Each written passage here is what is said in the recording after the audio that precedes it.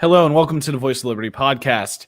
Tonight's episode is going to be a little bit different of one, and it's one that I think I need to do, but also I think is one that I'm hoping reaches outside of the libertarian circle and the libertarian rabbit hole, which is really where this podcast targets, and maybe reaches out to some people that used to think like me. And it needs to be said. I have not always been the Black Lives Matter, police are abusive person that I am today. This really all sparked from this protest I was at on Sunday. Beautiful, peaceful protest in the heart of Lansdale, where we witnessed what all walks of life, different faiths, all these different people coming together in harmony looks like. Part of what sparked this is also, as many people know, I am a massive NASCAR fan. And on Sunday, Bubba Wallace, who is the only person of color in the Cup Series, took a moment during pre-race to make a statement. And that statement was that he can't breathe and Black Lives Matter. And the reaction I saw was a lot of people saying all lives matter. A lot of people saying that we cannot value one life above the other. And a lot of people just blatantly not understanding what Black Lives Matter means. A lot of people blatantly not understanding why this movement is happening now, and especially not understanding why it's become so vivid and so powerful this time around. I understand where they're coming from. There's people watching on my personal stream of this, two people who witnessed me and knew me when I used to be that person. Little backstory about me. I'm a former Republican. I was extremely conservative. It's how I was raised.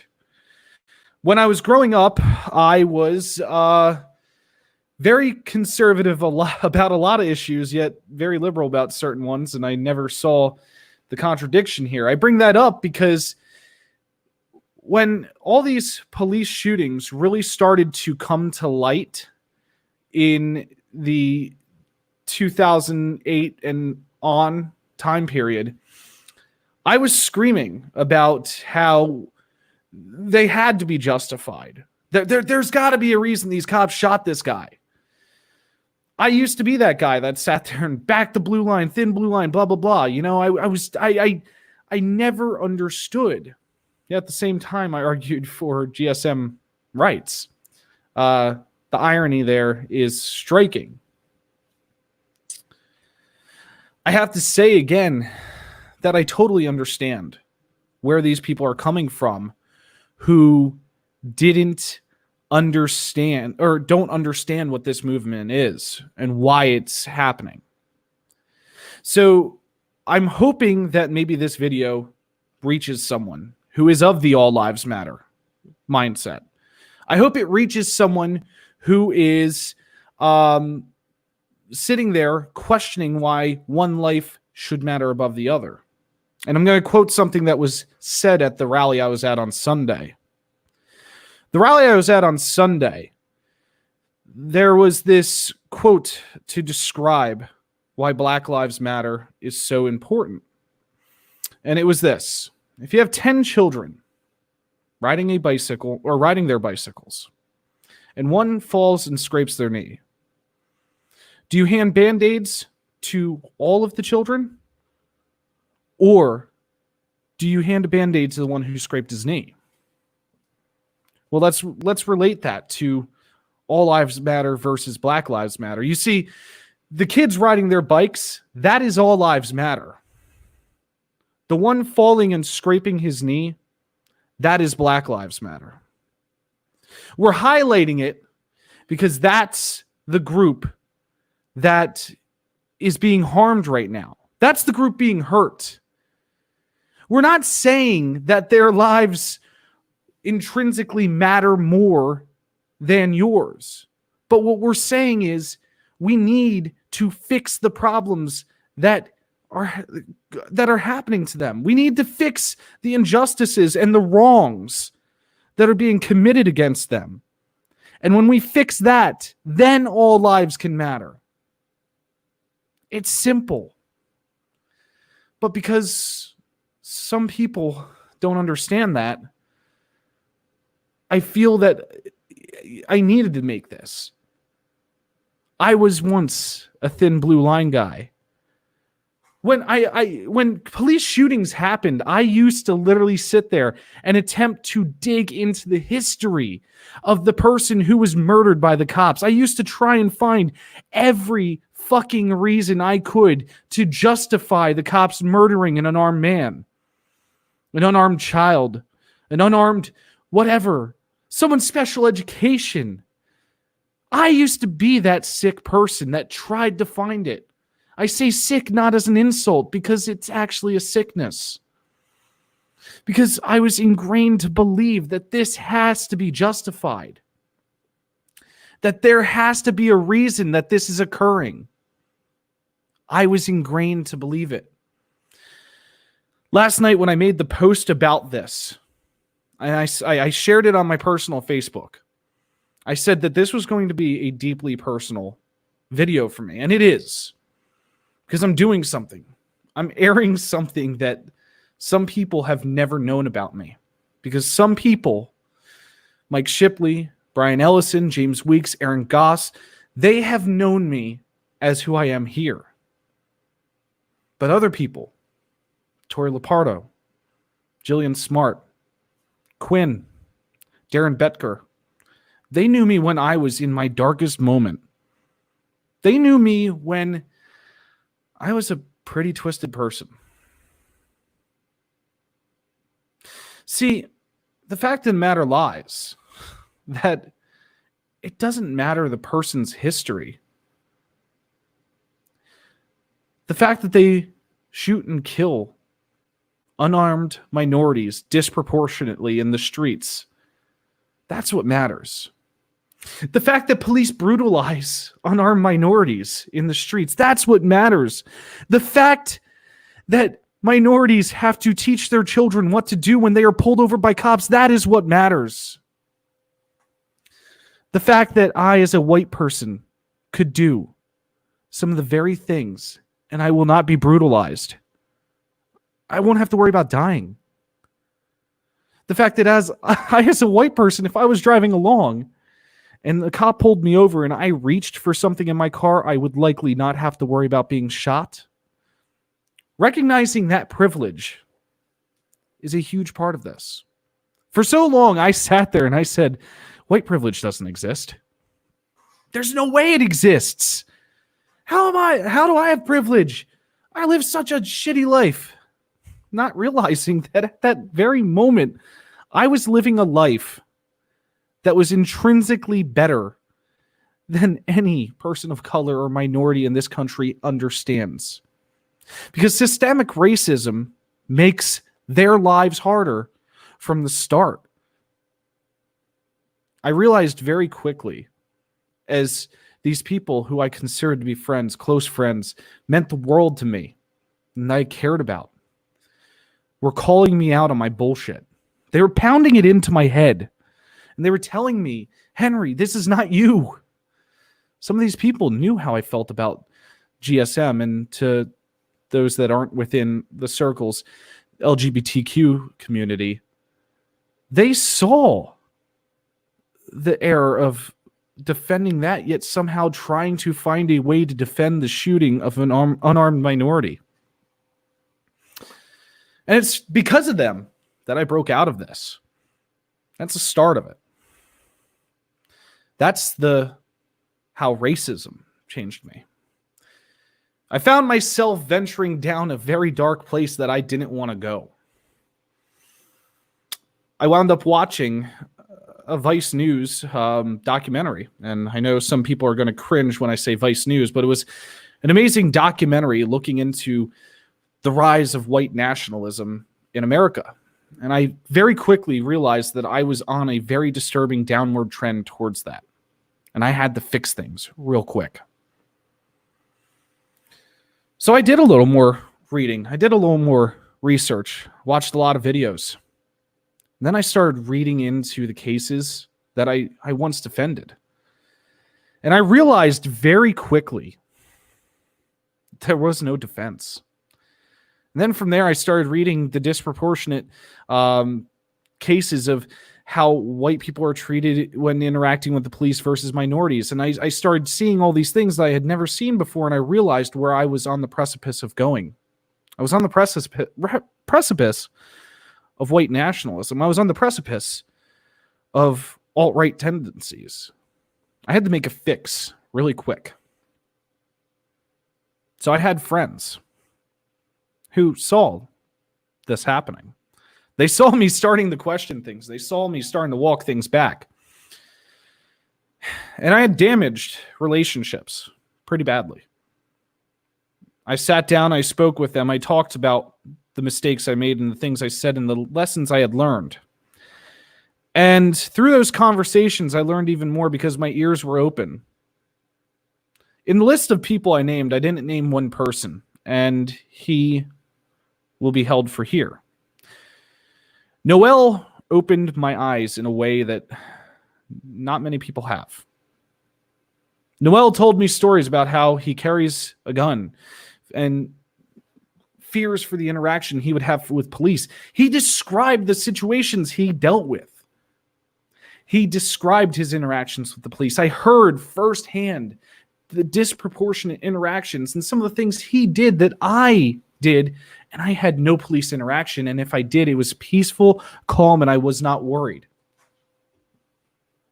So then I started to listen to more people. I started to hear more stories. And I realized, yeah, Black Lives Matter. You're damn right they matter. They matter big time. Because right now, they are suffering from systemic racism. They are suffering from what this country continues to do to them. I used to be that guy that argued, slavery ended. It's done. You're not descendant of the slaves. You weren't ever a slave, blah, blah, blah. It hasn't ended, though. They're still enslaved. When the government puts them in a situation where the only thing they can do is resort to illegal, victimless crimes to sustain their families and then throws them into jails and uses them as labor, that is slavery. Slavery still is existing to this day. Looking back on it, it's painful because I remember what I was like. I remember who I was. I remember the mistakes I made, and I remember where I was venturing. Today, I was going to end it right there, but today Bubba Wallace added yet another thing, and right now Bubba Wallace is becoming increasingly a more amazing person than he already was. Bubba Wallace called for the banning of the Confederate flag at NASCAR events, and I remember a time in my life where I used to sit there and try and argue that as heritage and as how I used to describe Confederate monuments of having to stand because it was a piece of history and it had to stay up for historical reasons. And I made all these backwards arguments without remembering or realizing how that hurts those who live around them. I used to think the Confederate flag was just a rebel flag, and I didn't think what it was to people when they saw it. Man, what a mistake that was. I realize now. If only I could go back, and sometimes I think about it, like, what if I could go back and change this? What if I could go back and fix this? And what if I could go back and recognize those things back then? But I realized that it's made me who I am now. And it's invigorated my fight even more now. So instead of trying to hide from that history of me, I'm using that history in an attempt that hopefully someone sees this video that needs to see it.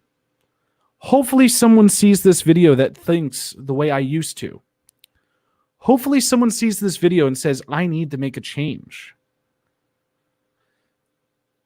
I've heard multiple stories already in the wake of George Floyd's murder of people seeing this and going, holy shit, this is why Black Lives Matter. And yes, it is. It's exactly why they matter.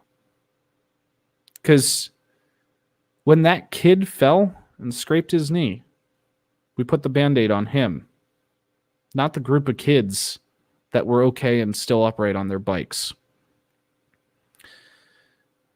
It's time to no longer be silent.